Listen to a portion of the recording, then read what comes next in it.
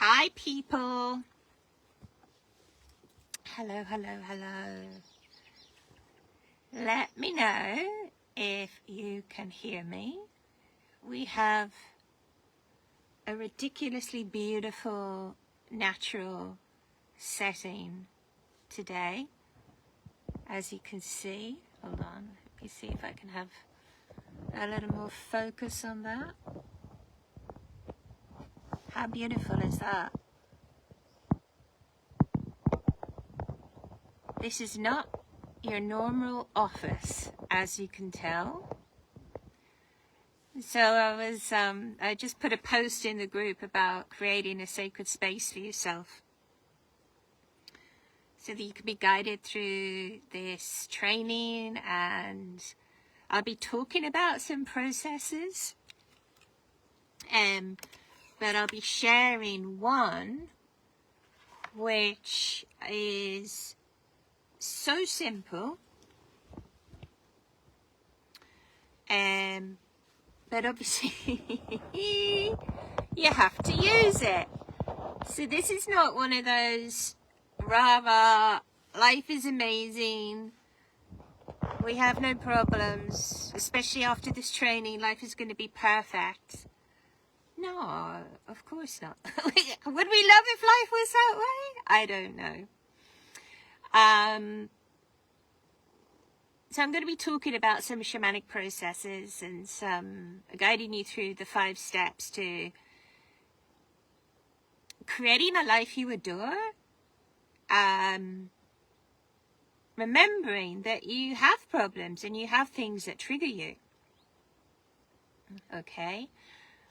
And I'll be talking about focus and what to do with those things, and regarding the problems and the trigger especially, the one thing that I'm going to share with you today, there's lots I could share, but you need an even more sacred held space for them, okay?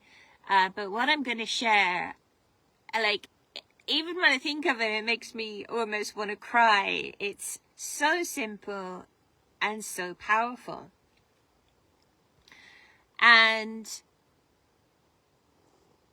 it's actually something you can use, and you really, the whole reason I'm going to be sharing it is that it's designed so that you can share it, or you can use it when, let me know if you can hear me, by the way, and everything. I'll show you the amazing, it's the natural magical view from my office in a moment, or it's at the beginning of the recording if you just joined. But the thing that I am going to be sharing, as I said, I'm going to be talking about a lot of ideas and shamanic processes, and what I am going to be sharing, what I'm going to be teaching you, is something that you can use in the moment, the power of now, the power of wow.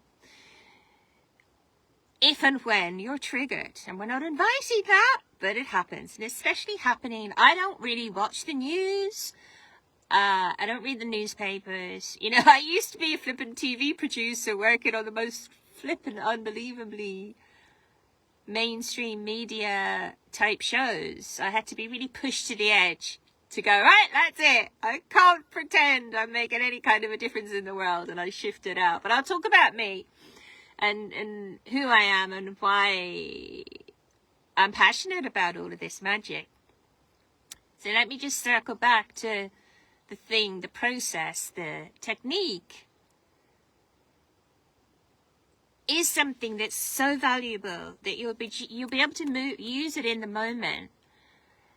And the benefits are that in the end result, you'll be able to create a life you adore. But in the moment,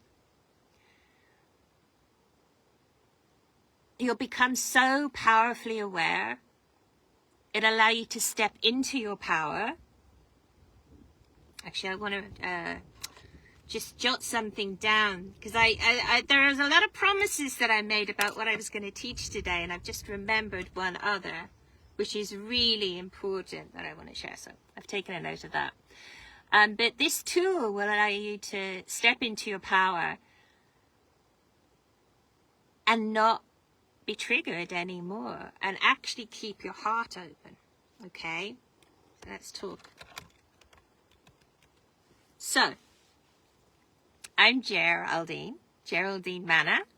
I've gone back to my longer name recently, and I'm loving it, actually. I really, really love being Geraldine again. Okay, in case you're thinking, what on earth is that accent all about? It is Irish, moved to London when I was 18, tried to be a Cockney, would pretend, like, copy my mates' voices all the time, accents. I woke up one morning with this weird hybrid accent. And then I lived in Hawaii for a bit, so I like to romantically, fantasy-like think I have a bit of a Hawaiian accent as well. I love Hawaii. So I actually went to London to be a social worker. And as life does, it takes you on another trajectory. I ended up doing a secretarial course, a bit of fast forward, started temping at Channel 4, fell in love with it. I thought, this is me. This is what I want to do, I thought. And I got this dream come true job there, where I was working with the commissioning editor for youth programs in music, and I was like their connection with the youth audience. I was in my 20s, you know, a real party animal, and they'd allow me to sit in on meetings, and it was just incredible. I mean, I really landed on my feet, and they were darlings, you know. I'm still in contact with one of them. He's in New York and LA. He's so amazing. He lives in 2 places. So, but I worked my way up the ladder of success. I always wanted to be a TV producer, and I was a celebrity booker, researcher, associate producer. I did work my way up the ladder of success. I was rocking around town, London town, in my Prada shoes, and living what looked like the dream come true life, you know, guest lists all over the place, film premieres, hanging out with celebrities. But in reality, it was a living nightmare. Excuse me. I was working on average 70 hours a week, super stressed, like really very stressful. It's a ridiculously stressful industry. It's like every contract is really important, because how well you did, how well the program did, meant that you could get your next job, you know. So you gave like over 100%, and I became producer of the Jerry Springer-like show Trisha, and it didn't feel good to me. So I'd make sure that my guests would leave the building. If you're not, I'm sure everyone, you're familiar with that kind of a thing, where poor people come on and broadcast their woes in front of the nation in the name of entertainment. So my little, to make me feel better, and so I didn't, you know, so I didn't feel so bad about it, was I'd make sure that my guests left the building in a better state than when they arrived. So I would always make sure that they saw the counsellor if they needed to after the show. And then one Monday morning, I'd driven from London, and I had my coffee, turned up, 7 a.m. producers meeting to talk about that week's shows. And the words, I'd wanted to get on the TV for years, I've got to say. The words that changed my life were uttered. The counselling budget has been cut. And it was just like, I can still feel like me coughing on my flipping coffee, choking on my coffee. And I just thought, that's it, I'm out. I can't pretend I'm making any kind of a difference in the world. I mean, very naive for me to think that one counselling session would help these beautiful, beautiful people who, in return for, you know, coming on the show, would get dinner and a hotel room for the night. So I handed in my notice that day, and that was, can you believe, how did that happen 25 years ago? And I studied shiatsu, shamanic healing. I mean, honest to God, anything that I loved and worked for me, I studied it. I did a lot of shamanic healing trainings and intuitive coaching, normal left brain, traditional coaching. So yeah, that's just me. I think that's enough just so you get an idea of who is this barking woman who's coming to us from her office by the river. This is my amazing view today. Can you see it? So you're in the right place. If you're finding elements of life difficult at the moment, maybe it is sleep. Yeah, that's my area of speciality. Maybe you have side effects of sleep. Maybe you don't even know that it's because of poor sleep that you're getting migraines or whatever. Or maybe you're just triggered by world. Oh, it's gone a bit dark. Okay. Let me know in the comments if the sound and the vision is okay. I don't know why it's got a bit dark. That's it. That's better, isn't it? I actually can't see the comments. I don't know if there are any comments. Will someone leave a comment just so I know I'm not ignoring you? Hi. Okay, cool. So I'm going to assume you can hear me and we're all good. So you're in the right place if, maybe it's family members. Basically, if you're being triggered by something in the external world and it's giving you an internal reaction problem, like sleep, insomnia. Thank you, beautiful. Or stress, or all of the side effects that, there is craziness going on in the world. We're not going to deny that. That's one thing, we're not going to deny current reality because it's very important to be aware of it. And actually, it's one of the 5 steps in the 5-step method that I'm going to be sharing with you. You need it to be a powerful creator, to step from, I'm not saying anyone here is a victim, but it's so easy to step into that energy. And when we look outside of us and we blame the world, or we blame others, or we think that when the world changes, then we'll be okay. But it's all an inside job. It's like one of the things that I love to share and remember is that if we're feeling miserable and we look at ourselves in the mirror and we see a miserable face, you don't reach out to the mirror and try and put a smile on the mirror. No. Do you like my fake smile? You smile and your reflection smiles back. And it's the same with our world and the world. Like, we're going through a huge, I'm stating the obvious here, but we're going through a huge, massive shift in consciousness on the planet right now. And one of the things I've learned recently, I kind of knew all the things I've relearned recently, but one thing is it's an act of rebellion to be love.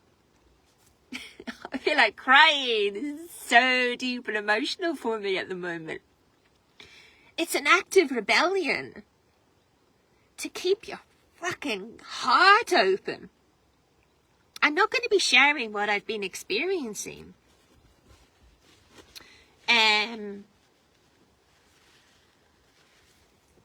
But the juicy, simple, magical, amazing tool that I'm going to be sharing with you, which is stupid simple. And as I said, you can use it in the moment when you're triggered, or if you feel you have a problem that you can't solve, you can just do it. It's like, it's related to awareness and the power of now.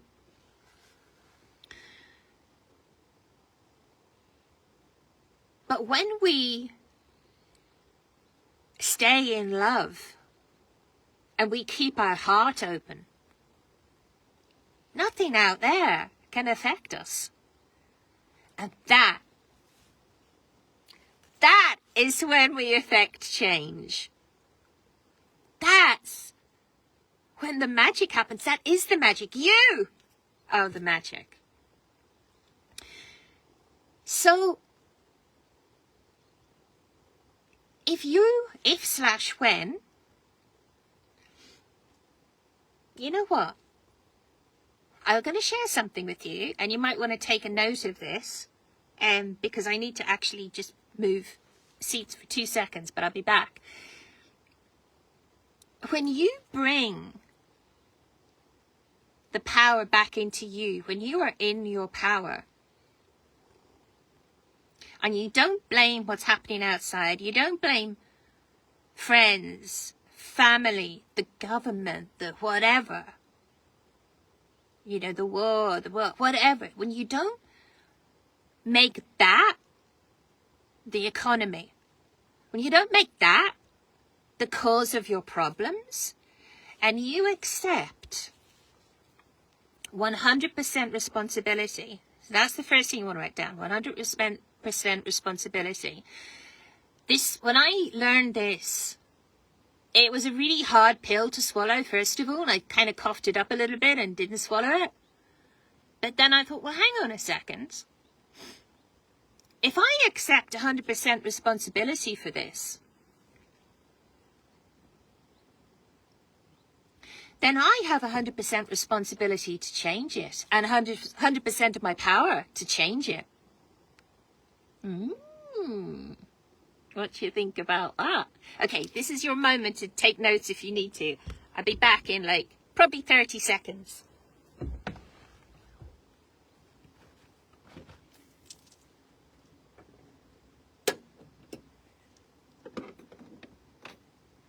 Okay, done. So, feel free if anyone has any questions as well to ask. So, 100% responsibility. How's that sitting with you? 100% responsibility.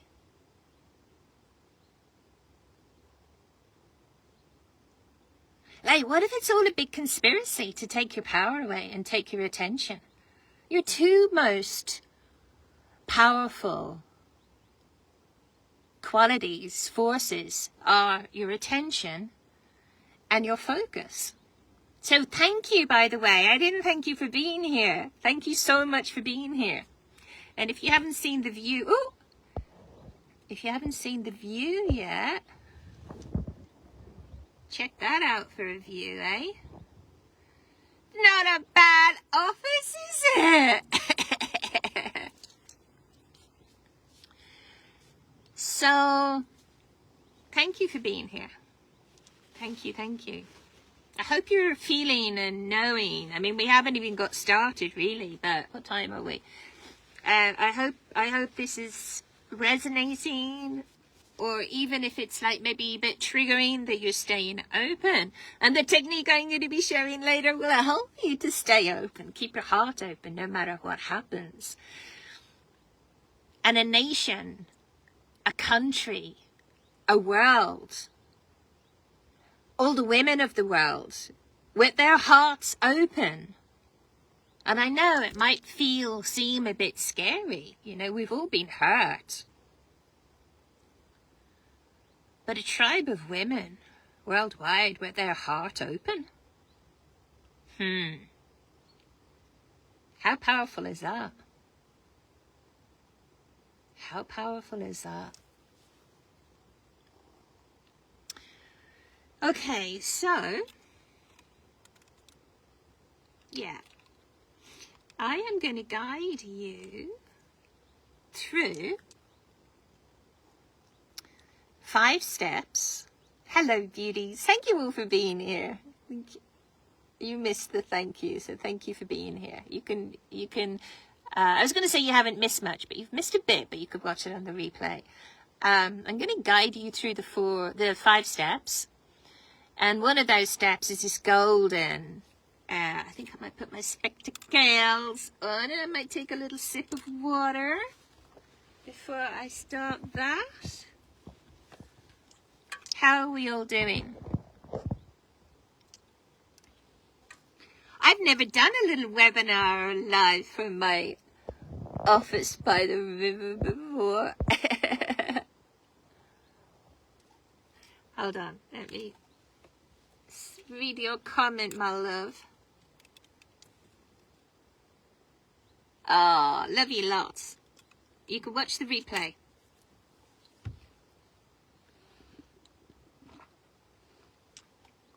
So this is, I'll guide you through these 5 steps.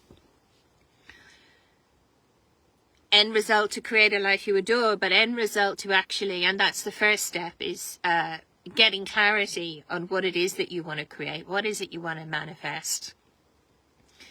As I said earlier, although I love Abraham Hicks, this is not about rah-rah positivity. We're just going to focus on the vision or do affirmations. And being a powerful creator, you need to know where you are in relation to the end result that you want to create. And they are steps 1 and 2. Step 1 is what would you love? Step 2 is where are you now in relation to that? But basically, having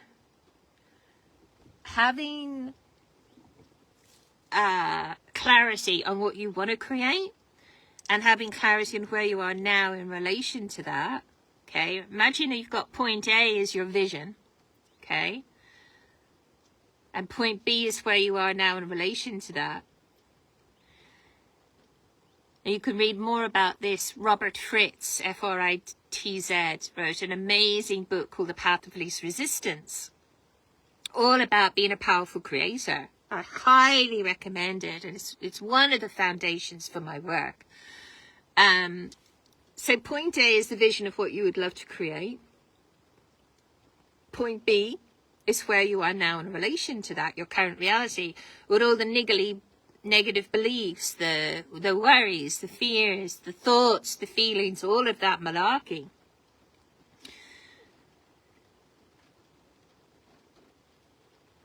A is the vision, B, current reality, okay, where you are now in relation to it. When you set up that structure of this is what I'd love, this is where I am now, it creates tension, okay? You might want to write this down as well. But this is not psychological tension in terms of worries, fears, negative beliefs. This is creative tension, okay? And the thing about creative tension, you get your pen, is that tension seeks resolution. TSR. Tension seeks resolution. This is what I'd love. This is where I am now. When you're clear on that vision and you're clear on where you are now, what happens? Tension seeks resolution. It has to resolve. By law, the law of being a powerful creator, you must end up creating what you love. Okay? So the first step, What would you love? And I encourage you just today on the training to, how are we doing for time? To just focus on one thing. Okay. I know why world peace came to me, but that's not an ideal. I want it to be something you'd love. Like maybe it is very specific to sleep for 8 hours deeply a night. Or maybe it's to have your dream come true relationship, or to earn a certain amount of money, whatever it is. Feel free to share, but you don't have to, obviously. It's private. But actually just give me a 1 when you have, when you've got that, when you're ready, when you've got the visions. Okay, so the first step, what would you love? Maybe it's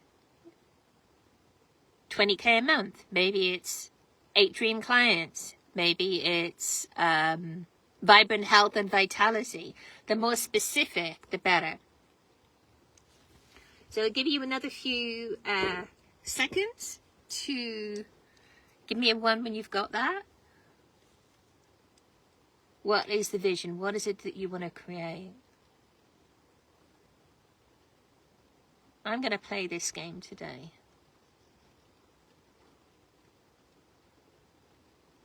Yeah. So I'd love to bring in 3 new clients. That's what I'd love. 3 new fabulous clients. So what would you love? That's my favorite question. What would you love? What would you love to create? So give me a 1 when you've got that. And I'll go on in a few seconds. That's step 1. What is it you'd love? What's your goal? You know, what's your vision? There ain't no point in you being here on this webinar live today if you ain't got a clue about what you want to create. See, I still do the Cockney thing from time to time. I do love it. What is it you'd love? What would you love? Okay. Bringing that to a close. Moving on to the second. Where are you now in relation to that? So what are you believing about yourself or about the dream? Thank you. That is making you feel / believe that you can't have it? What do you feel is in the way? What are you thinking about it? What do you think other people are thinking about it? Well, maybe you're afraid people won't like you anymore when you have this vision, this goal, this end result. What are the worries that keep you awake at night about creating this? And maybe there's a history as well. Maybe you've been trying to create this for a while and, you know, you feel like maybe something is blocking you. I'm going to be talking about a great shamanic process for that later on as well. Remember that?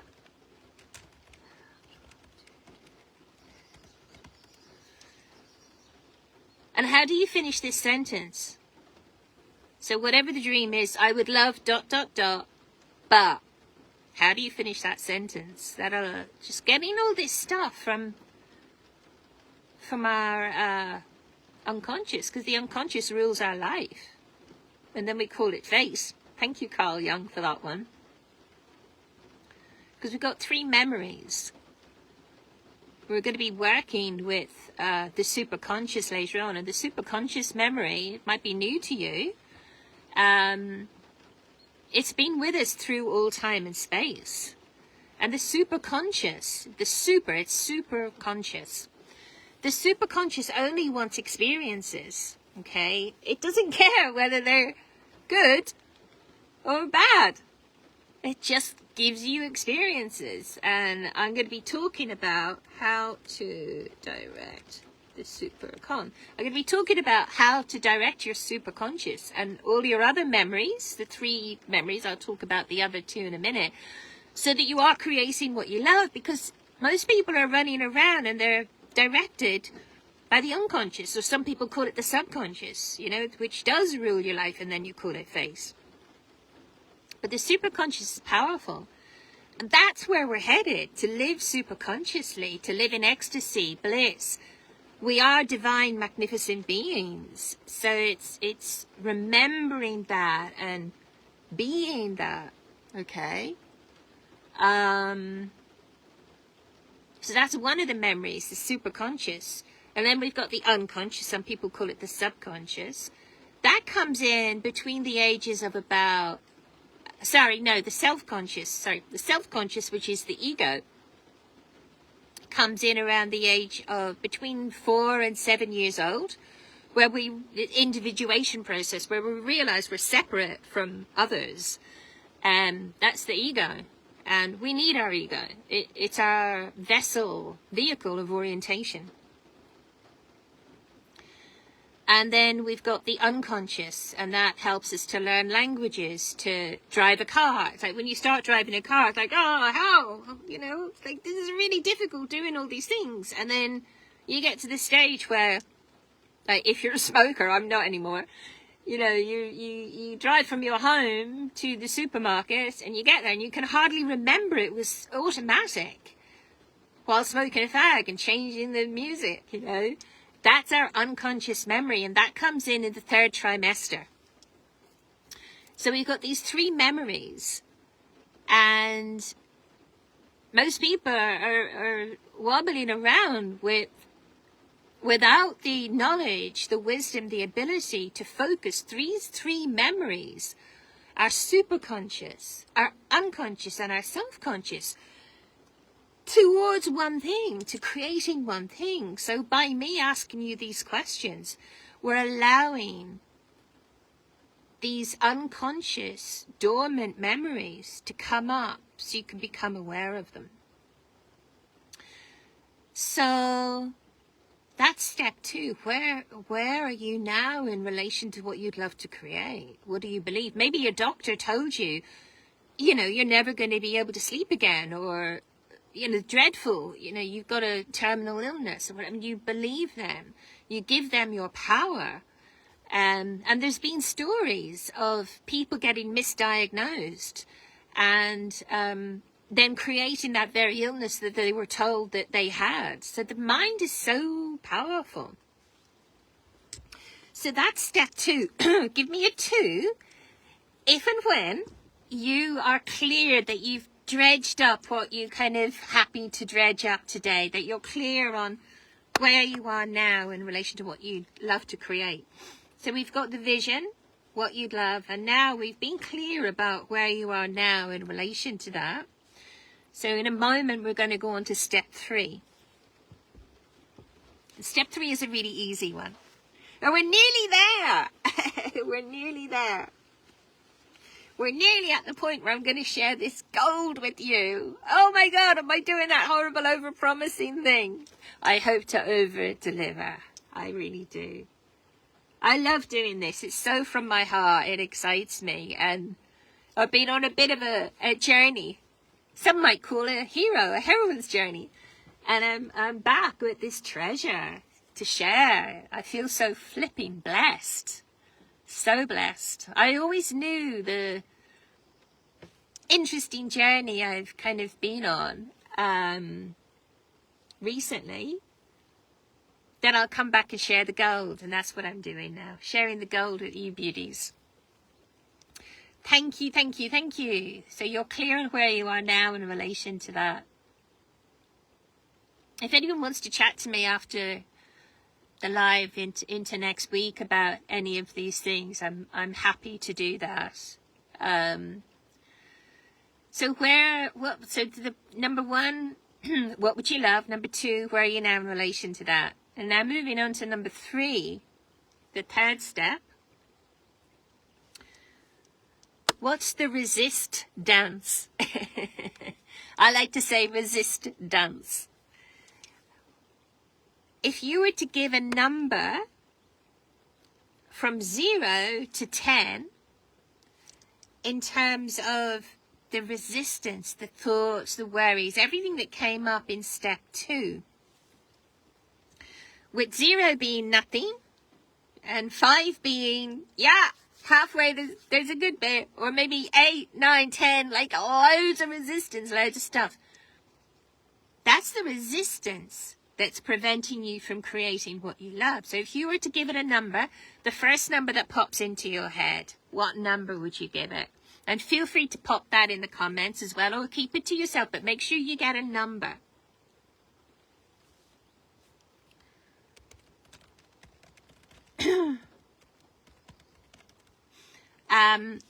What number would you give it? So if you'd put all of that stuff that you dredged up, it's started to rain here, so I'm by a river. If you did dredge up all that stuff and put it in a little shamanic tool bag, what number would you give all of that resistance, the stuff that's preventing you from creating what you love? So if I was to do that for myself, I'd probably give it a 3, which isn't an awful lot. If you've got anything more than 5, it's going to be pretty difficult for you to create what you love. So that's step 3. Step 4, which we're going to go on to now, is the juicy, amazing goodness. The thing that I want to share with you. And when I'm working with clients, step 4, we really, depending on what's going on with them, what resonates, I might pick 1 thing, 2 thing out of this tool bag that I've been investing in for like nearly 3 decades. How did that happen? I'm such a Peter Pan, in denial of age and the passing of the years. But today I'm going to share this beautiful way to stop being triggered, to step into love, and more importantly, to keep your heart open. And I said this earlier, I know it might feel scary, but actually the more you do this, and it's experiential, you're going to feel what I'm going to take you through this process, and you're going to feel what it's like to just be in love, to be love. Okay?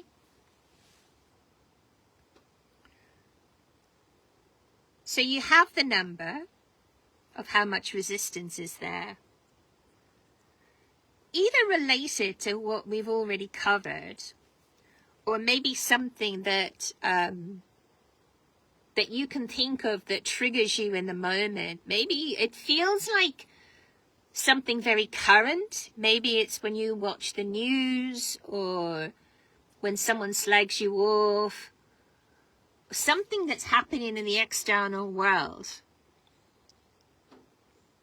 that you're finding very challenging. Okay, it's very important that you get an example, and as I said, it could be something we've thought about or talked about already today, or something new.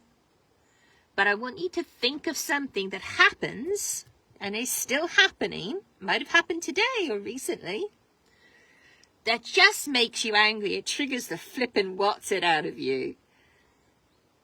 Like, this is a little bit of a I'm not going to, as I said, I'm not going to share what's been going on with me, but, I'm embarrassed to say that it's been going on for a long time. It's been incredibly challenging. And I shut my heart a lot. And I think I'm one of the most lovey people on the planet, you know. And it was really shocking to realize how much I closed my heart. And this technique, this is tears of joy, like pure appreciation and gratitude for this learning that really works.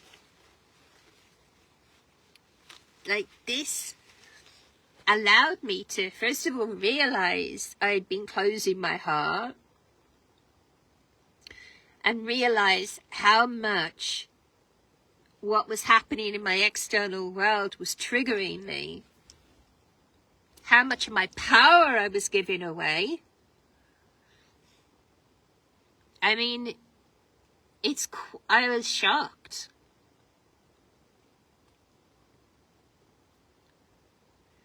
And interestingly enough, when I think of that, I can feel my heart closing again. So this is a really good opportunity for me to share what this technique is.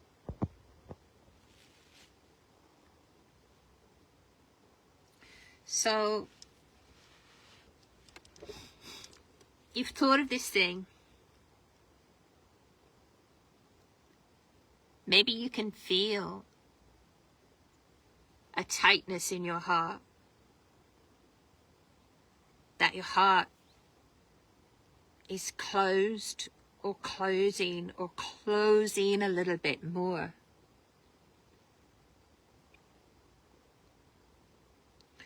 So first of all, I want you to just get really conscious of your body. Like, take some nice deep breaths.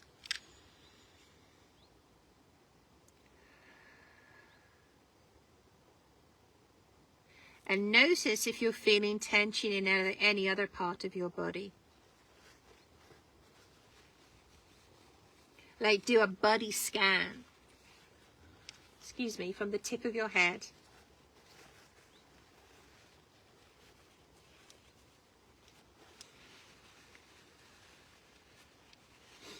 Excusez-moi.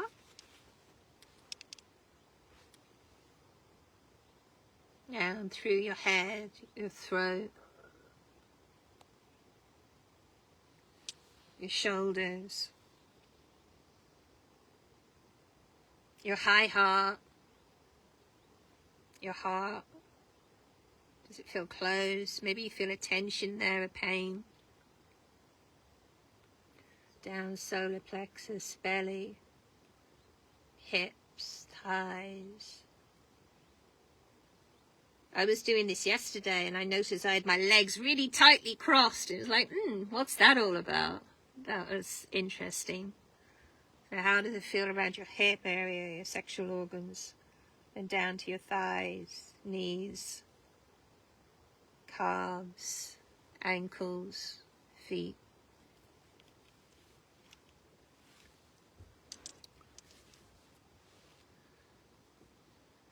Okay, and now back up to your heart. And I just want you to check in, confirm to yourself that this is a held and sacred space. And just notice what it would be like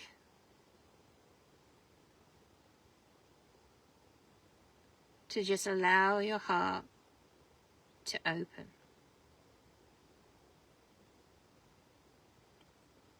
To relax.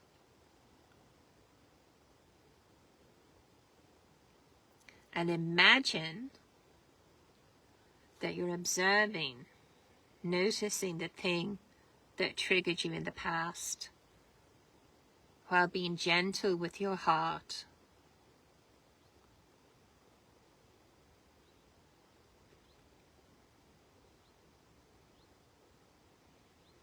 And noticing, you might not be able to get it to open now and relax, but imagining that happening, even in the midst of being triggered. It might help to breathe into your heart. Like, notice the back of your heart area or the front, and just notice, almost even imagine like little angel wings or butterfly wings, just gently opening. Like the petals of a lotus flower. A lotus flower only grows. It's on my logo. It only grows the most murky, grim, horrible conditions. And it grows into the most beautiful flower. A lotus flower is actually used as the heart chakra image quite often in Indian shrines, isn't it? I love the lotus. So imagining, just either imagining yourself, keeping your heart open, as all of this craziness is going on in the external world, or that one particular thing that you're remembering or focusing on, or don't want to have it close you off anymore.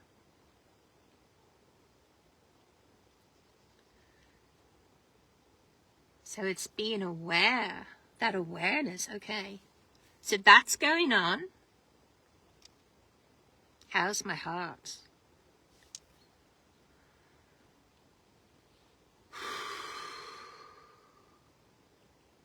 An opening.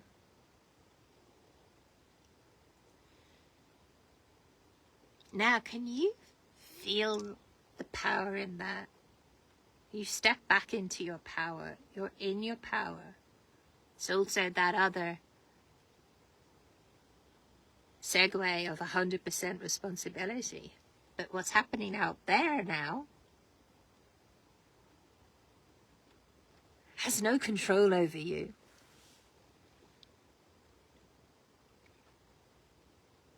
You're in your power. And what happens?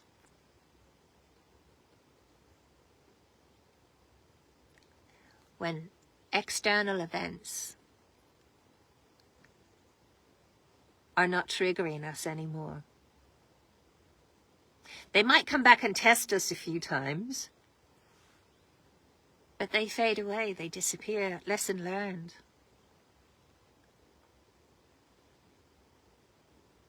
So you might want to ask yourself, so what has this taught me? This thing, this drama, trigger, whatever it is that you might have created, what has it taught me? What's the lesson? Now that is you being a powerful alchemist, because I know you are powerful. I know you're love, you're a divine, magnificent being. You're an alchemist. Either what has it already taught you, or what could it be teaching you? Get curious about that.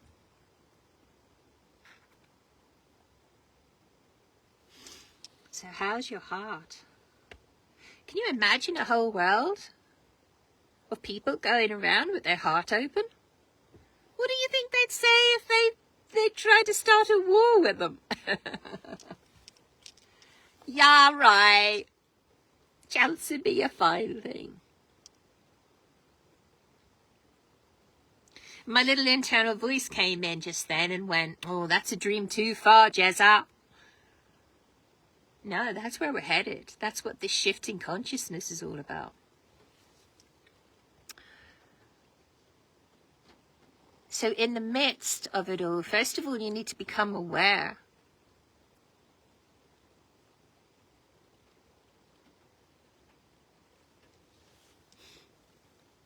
Drop your consciousness, your focus, your attention into your heart. And then, so it's really coming up to the hour. I just noticed this is step 4. Step 5 is a quickie, and then we're going to wrap up shortly.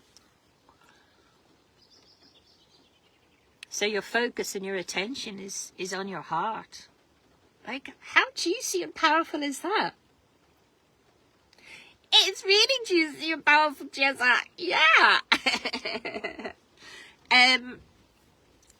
So step one, my beautiful, juicy hearted people. Step one, what would you love? Step two, where are you now in relation to that current reality? Step three, what's the number of resistance? And then step four, which can be a multitude of different things. I have another process, but I'm not going to share it today, where you actually take a shamanic journey. I did this recently, and it really shifts your external world. It's mind-blowing.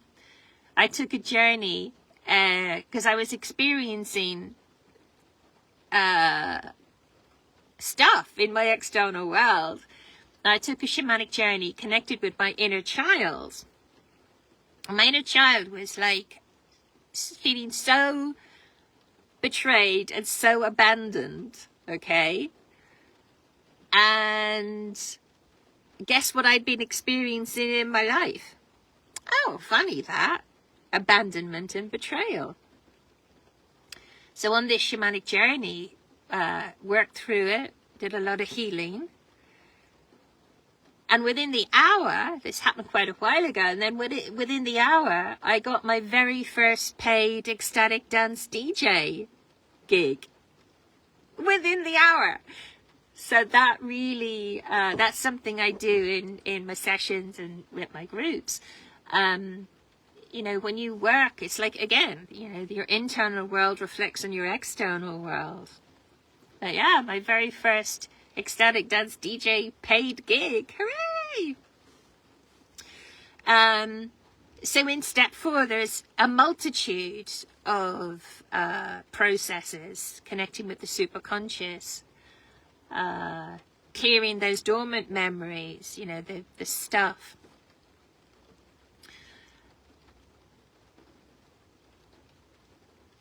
So just coming to the end of step four, I want you to now, as you feel your heart even expanding even more, opening more, what's that resistance number now? If you could go back and, so whatever the number was before, mine was a 3. Mine feels like a 0 now. So how much resistance is there now? So mine is 3 to 0, like no resistance. No resistance, which is cool. So what's going to happen? I'm going to create what I wanted to create. Because it's only us that puts the resistance in the way. Why do we do that? Why do we have resistance? Because we want to protect ourselves. We don't want to look stupid. We don't want to look like a failure. We don't want others to see us taking action towards something and then failing. We do it to stay safe. That's why we create resistance, which is ludicrous. So that's step 4. And then step 5. Now you know if this stuff works. Step 5 is take action. What are you going to do differently? What are you going to do differently? Maybe it's to use that process, okay? Maybe, so I have, a 12-week program where I'm going to be teaching you Qigong and teaching you that shamanic journey that we talked about. And you're going to have support to keep your heart open and discuss what's going on and what you'd love to create. You know, a sounding board, but also accountability. Maybe you want to take action to work with me and create that. Or maybe you just want to take action to become conscious of your heart. So step 5 is take action. You know, let this not be another webinar that you've watched or another thing you've learned that you don't use. Use it. Now, before we finish up, I actually want to just check that I've, oh yeah, how to direct the superconscious. So, how to direct the superconscious and all the other memories, the self-conscious and the unconscious. This is one of the very first things we do when you work with me, is we visit your version of heaven on earth, your land of plenty. the place where you visit, where your soul has created all the things that you love, okay? And we glean from that choices, okay? Like, you know, I choose the end result of living my true nature and purpose. Or I choose the end result of being vibrantly healthy, or I choose the end result of my beautiful, sexy relationship with my man or my lover or whatever, you know. But they're taken from your soul's, like, blueprint. What is your soul chosen to create here? And you read them out in the morning. So that you're saying, okay, all of my memories, all of my superconscious, my unconscious, and my self-conscious, this is where I'm headed, like, every day. So that's where your focus is, that's where your attention is. So if you would like more of that magic, then you know where I am. I would love to chat with you. I know a lot of people are going to watch this on the replay as well, but I'd love to chat with you this week anyway, just to see, you know, what came up for you, if you've got any questions. And I would love to continue working with you all. So, let me know in the old comments if you've got any questions. Love, love, love you so much. Thank you again for being here. Do I have anything else to share? I think that's kind of enough really to be getting on with, isn't it? One of the things that really helped me to come back to peace in the last while has been, because I was on retreat. And on day one, I did this shamanic journey, and I was expecting this like big realization and all of this stuff. And all I got was Qigong. And I stopped doing Qigong a few years ago. Maybe around the time that some drama started in my life. And I started doing my Qigong practice again. I don't know if you're familiar with Qigong. It's like a warm up to Tai Chi. It's movement. Meditation and movement, and it's it's absolutely incredible. And what else was I going to say about that? Yeah, I do it every day now, and it's just the most amazing thing. And it was the launch pad for so much growth and realization. You're so welcome. So that's what I'm going to be teaching as well in this new 12-week program. Rise up, Phoenix, and create what you love. So join me, and lots and lots of love. See you next time, my beauties. Bye. Thank you, thank you, thank you.